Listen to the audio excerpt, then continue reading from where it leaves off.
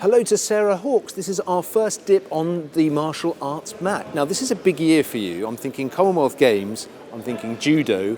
Whereabouts are you in qualifying for those Commonwealth Games? So at the moment I've met the qualifying criteria to go forward to hopefully be selected to represent Northern Ireland at the Commonwealth Games this summer.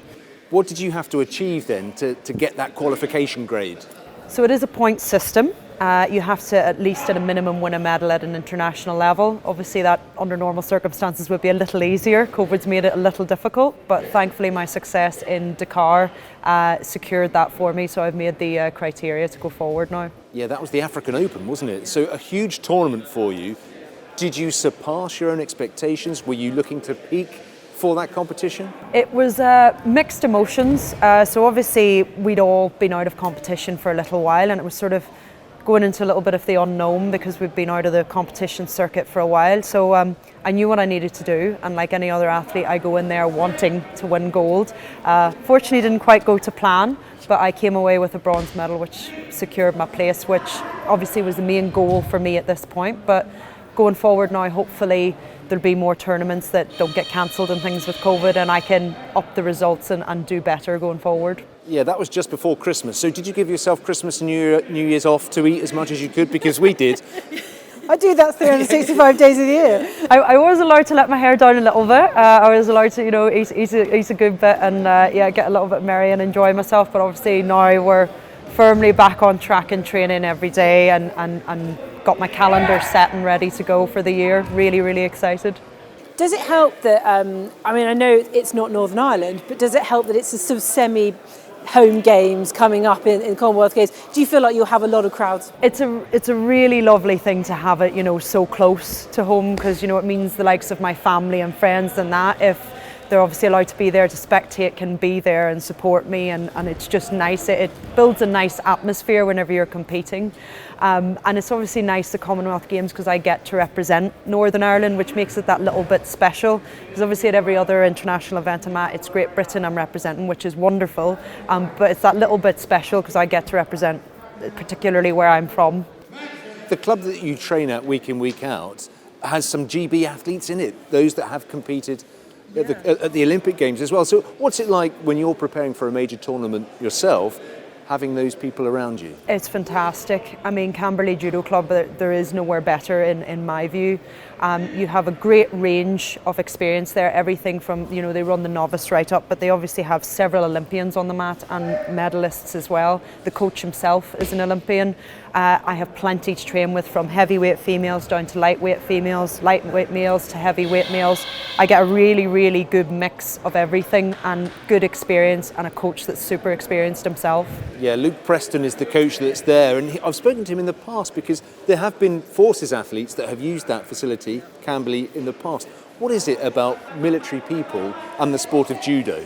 There's a lot of transferable skills, as they say. To do well at judo, you need to be disciplined, obviously, committed, and it's robust. As you can see going on in the background there, you do get thrown around a little bit and hit, but it builds that robustness, which is obviously really good.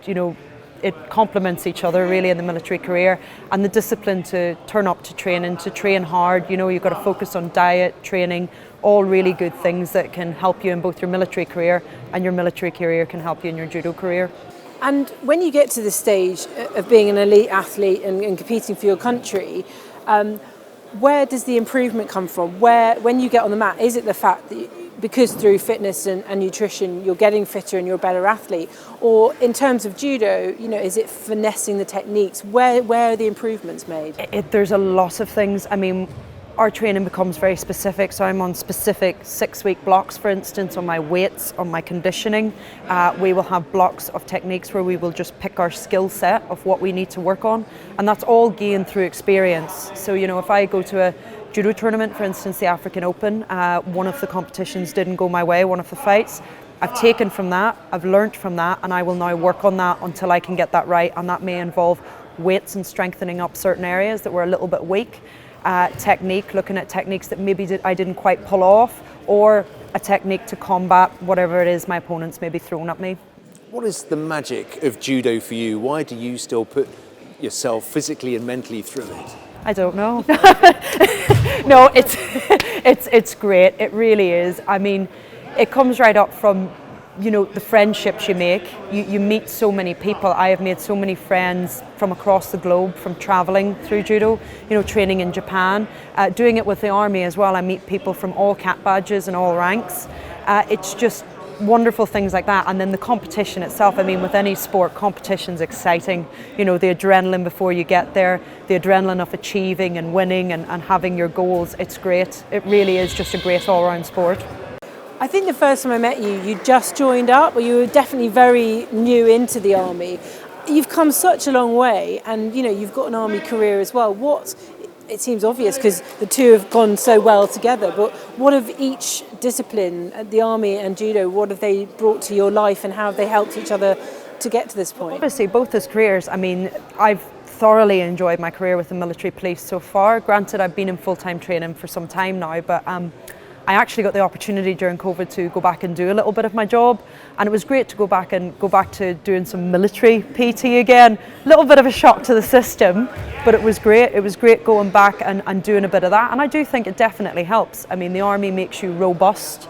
You know, you have to be robust to survive in the army, to do the PT, to do exercise and things, which obviously has made me quite a robust judo athlete, you know, and it means that I don't want to say take a hit, but you know, I can get landed on and things and I'm going to be okay, you know. So yeah, I think my military career has absolutely helped and have been incredibly supportive. I mean, I can't thank the RMP enough. They have taken it, you know, to release me and fully support my decision to go into full-time judo. It's not unheard of that those with a career in the police, whether it be civilians or the RMP, sometimes potentially could get into a scuffle. Confidence-wise, does it know that you have got these tricks in the back of your locker, if you like, that you can use in those instances? I mean, obviously, I'd rather resolve anything verbally first. It's the right answer. But it is nice to know that I have the confidence, especially as a female. That's what makes it such a great sport for females, is that, you know, that it gives you that confidence to know, you know, okay, if things go wrong here, I know a few things that I can maybe do that could, you know, stop me from getting hurt or injured and hopefully stop my assailant from doing any further damage. So it definitely great confidence builder, in my view, particularly for females as a sport. It's a really, really good martial art to get into. And was judo, correct me if I'm wrong, was judo a family thing anyway, that you sort of came from generations? Yeah, so my whole family's actually done it at some point. My mother, brother and sister have all done it to various different levels. Some didn't stick it out as long as others.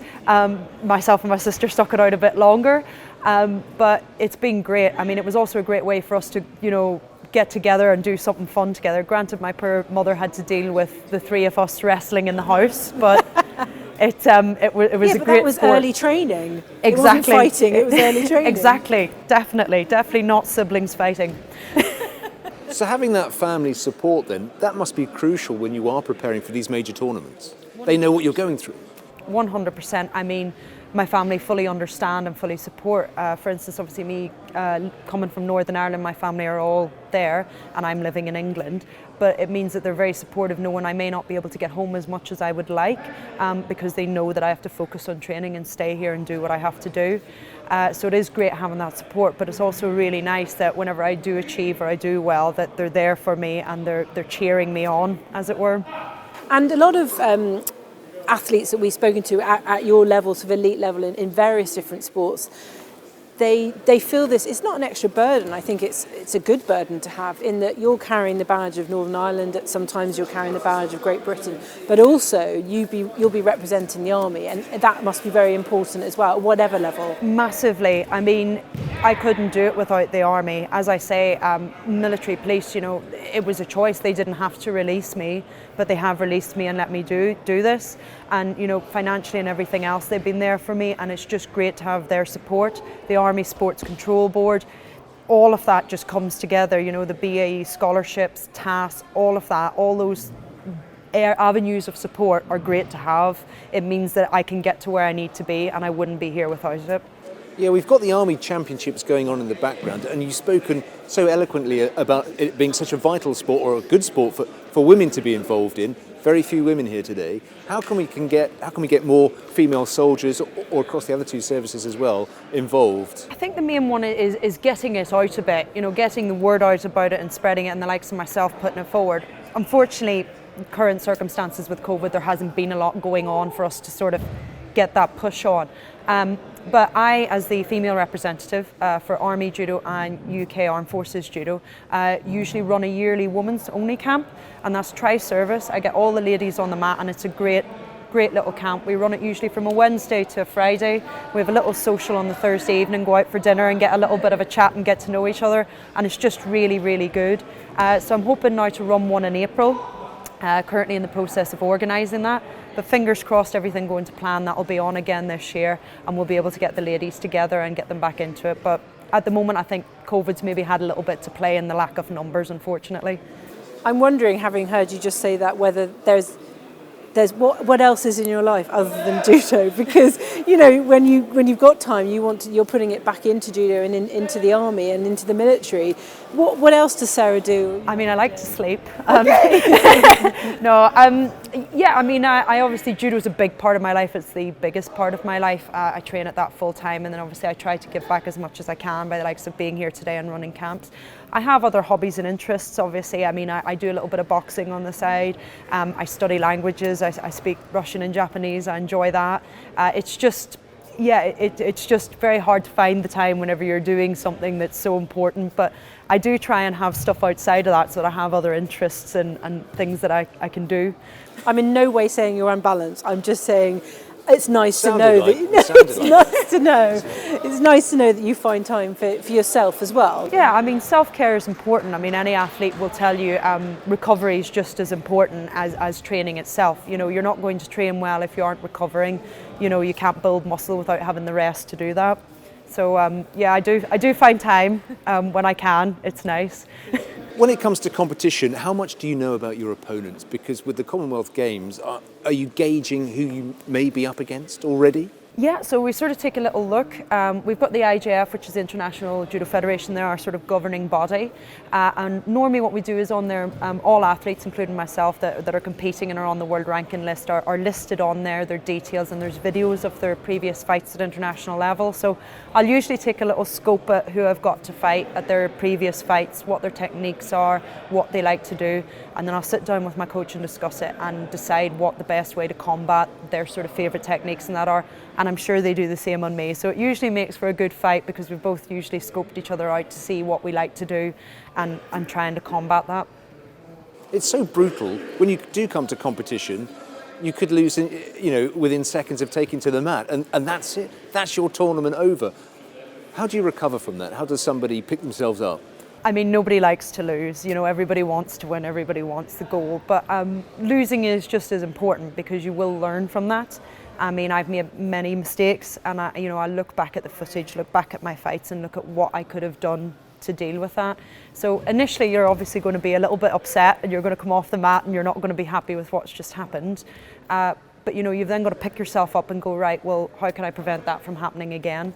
And that's whenever coming in and looking on the IJF website at your fights and having them recorded and sitting down with your coach and going, how can I not make this mistake again? What can we do to improve this is really, really important. And that's how your judo improves. I'm sure you have plenty of advice from people in the background here that willing to, that people ears you can confer with and what have you. But army-wide, military-wide, there are a lot of Olympians, Paralympians, Commonwealth Games athletes who have competed. There must be people you feel you can go to who've got that experience that to help you in your bid. Yeah, I mean, first of all, there's loads of role models within the Army. I mean, we have a lot of Olympians and Paralympians and that, and it's great to see it and to see that we have more. The likes of Karis there winning at the past Olympic Games was fantastic. Obviously on the sporting circuit, you do bump into the other elite sort of players at Army Elite Sports People Days and Task Days and different things. So it means I do get to meet other athletes that are doing the same sort of thing.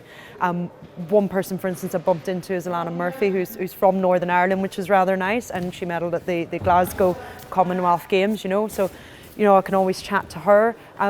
a lot of the boxing team being based in Aldershot and me being in and around the area, I get to meet them and speak to them whenever I see them. You know, it's a great community, the sporting community within the British Army, and you get to see them at all sorts of events and meet them all, and it's nice to meet people that are going through the same things and you know, going to the same events and to be able to talk about that. Have you given yourself a timeline of where you would like to go within judo? Is there an ultimate goal? Yeah, I mean, it's a little bit, I know I keep bringing it up and COVID, but it has sort of affected things a little bit. I think at the moment I'm sort of going, right, Commonwealth Games is the goal, and that's what I want to do and that's what I want to achieve. And obviously with COVID having affected and us being such a close contact sport, it's hard to know when things may or may not get cancelled with us. So at the moment, for me personally, I am sort of taking it one step at a time, and the main goal at the moment is the Commonwealth Games. Obviously, the ultimate goal for any athlete is the Olympics. That would be an absolute dream if that could happen. And every athlete's going to think about that, myself included.